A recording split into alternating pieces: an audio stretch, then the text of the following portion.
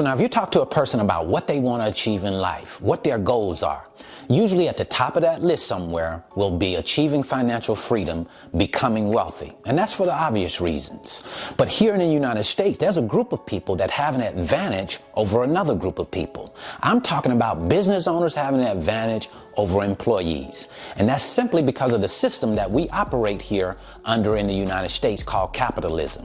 Capitalism, no doubt, favors business owners. Business owners have advantages that employees don't have. For example, as a business owner, I can save up to $57,000 inside of a tax advantage account called a 401k every year. Whereas an employee, I can only save $19,500 max per year. And now think about the advantage that that gives you. If I can save up to $57,000 and you can only save up to $19,500, that's going to give me a much better chance of building wealth than someone who's contributing significantly less. And not only that, it's also going to give me a bigger tax advantage. And we know taxes can really eat away at your wealth. And I don't see many people other than maybe Warren Buffett and some of the big billionaires who's jumping up and down now saying, I want to pay more in taxes. And maybe the only reason why they're doing that is because they've gotten significant discounts all throughout their lives. And now they're late in life, maybe in their 90s now, and now they're saying they may want to pay more. But the guys like you and I, we're not jumping up and down saying, raising our hands saying we want to pay more in taxes. So in today's video, I want to take you into this video and show you exactly how to set up a 401k account as a small business owner and take advantage of some of these great perks that a business owner has. And remember, you cannot take advantage of these perks unless you're making money. So now let's get into the business. So what is the 401k? Because the reason why we don't invest in 401k plans, retirement plans, and different things such as that is because we don't really understand it. And who would put their money into things that they don't understand? But we shouldn't use that as an excuse as to why we're not investing in something so important as our retirement. And that's basically what a 401k is. It's a vehicle that allows for you to invest now for your retirement in your years when you're not able to work or you don't want to work any longer. Because when you get 62 years old, now you're starting to get into a part of your life where you may not be as healthy and you may not want to go to work every day. Or you may have just gotten to the point where say, hey, I've worked 30 or 40 years and now I want to live on my retirement.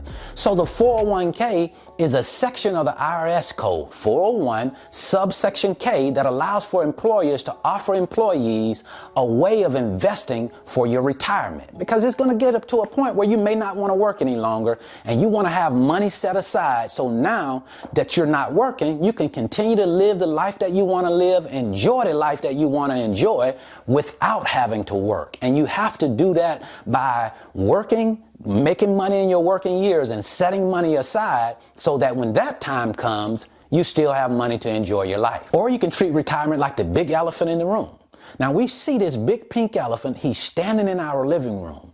He's crapping all over everything, and we keep saying that I'm going to deal with it. I'm going to take care of this problem. I'm going to make sure that this doesn't happen any longer.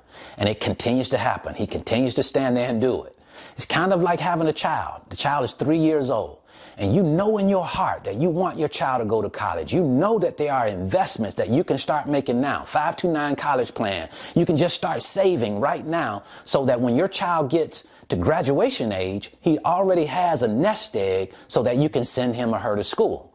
But we don't do it. We keep putting it off because we say, I have time. I have time. Because we always think that we have more time than we actually have. We think that that time is so far off, and before you know it, you're standing at your child's graduation, they're walking across the stage, getting ready to graduate, and you don't have a dime saved for that child to go to school. Now, it's not because you didn't want the child to go to school. It was because you procrastinated. You continue to put it off, thinking that you had more time than you had, thinking that, hey, I'm going to make it up. I'm going to get there at some point.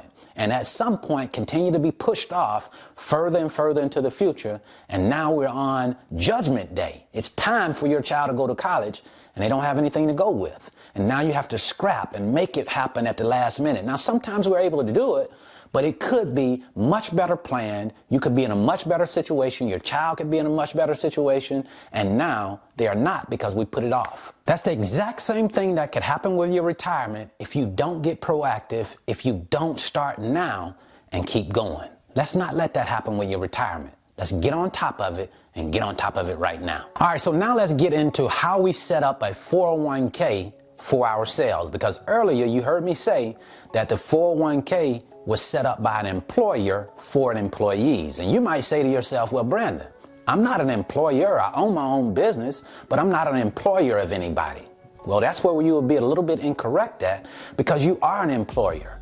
You're an employer of yourself. You are the employee. So you can set up what we call a 401k, a solo 401k. And when you set that solo 401k up, you're going to call up someone like a Vanguard or Fidelity or Schwab, and you're going to ask them to set up a solo 401k for you. Now, what the brokerage will want to know from you is what type of 401k would you like to start? Would you like to start a pre-tax 401k, which is also called a traditional IRA, or would you like to start an after-tax 401k, referred to as a Roth IRA? Now, here's the difference.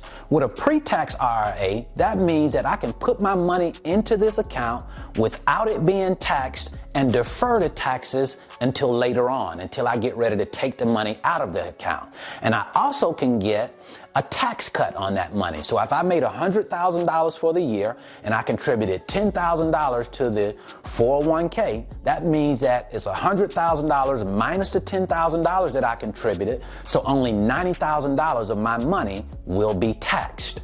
Or I can go to Roth 401k way, and they can take the taxes now. They take the taxes out before the money goes into the 401k, and then I don't have to pay any taxes on the growth. I don't pay any taxes when I get ready to take my money out, because I've already paid those taxes up front.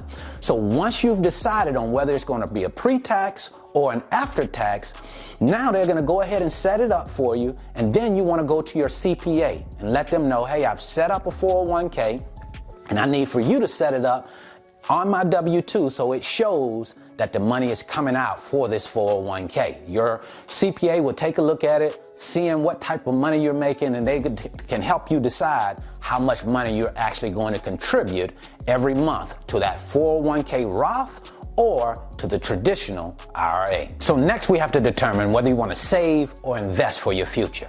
And remember that the traditional IRA and the Roth IRA are just vehicles. They are not investments themselves. What goes into the vehicle will determine whether it's a savings or investment vehicle. So let's take, for example, let's say you don't have a big tolerance for risk, and you would rather put your money in and not have to worry about the up and down of the stock market over the next 20 years. Well, there's a price to pay for that, but you can do that. Let's say you decided to get a money market savings account within your Roth IRA or your traditional IRA, and you just want to put your money into it. You're going to gain probably on average less than 1% on your money. Now, when you compare that to an investment like the S&P 500, it has gained about 10.9% over the last 50 years. So 10.9% as compared to less than 1%. Which one would you choose?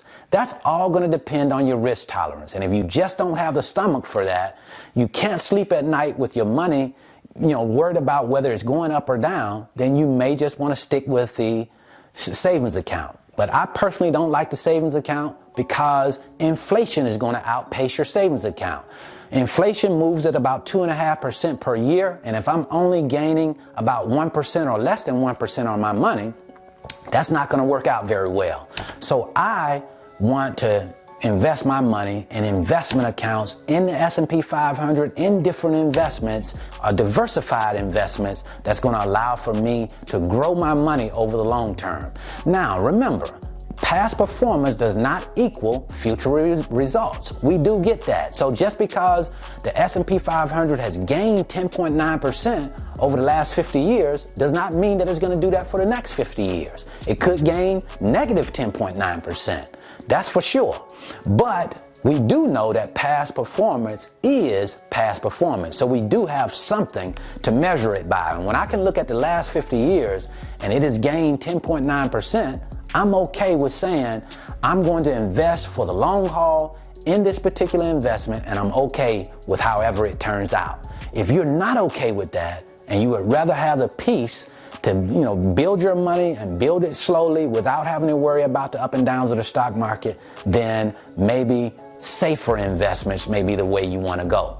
Maybe you still don't want to go just with a money market account because you're not making any money on that. Maybe you want to mix it up with some bonds or something that's a little bit safer than just going with the stock market. But at any rate, it's all based on your risk tolerance. So you'll decide whether you want to go with an investment account or whether you want to go a savings account within those vehicles that we just mentioned. So now, last but not least, the final step in the equation is you actually have to put money into the 401k Roth or the 401k traditional. It just doesn't grow because you have a 401k. You have to put money into it. And we also want to make sure that we're not putting too much money into it. What do we mean by that? Well, you can put too much money into a 401k sometimes, overextend yourself, and then have to go into that 401k and take money out of it. If you do that, it's going to cause you to incur a penalty if you do it before you turn 59 and a half years old. So make sure that you're funding it, adequately funding the account, but not putting too much money into it because it'll cost you in the long run. So now those are the steps to setting up your own 401k account within your small business. And remember this, I've been studying millionaires for a little while now, and I haven't studied very many millionaires who don't have some form of a retirement account. So these accounts are not just for retirement, but they're also great wealth building tools. So make sure if you don't already have a 401k or some form of a retirement account, you at least consider it. And I would suggest that you make it happen as soon as possible. So that's what I wanted to share with you today. I certainly hope this information has been helpful. See you at the top because the bottom is much too crowded.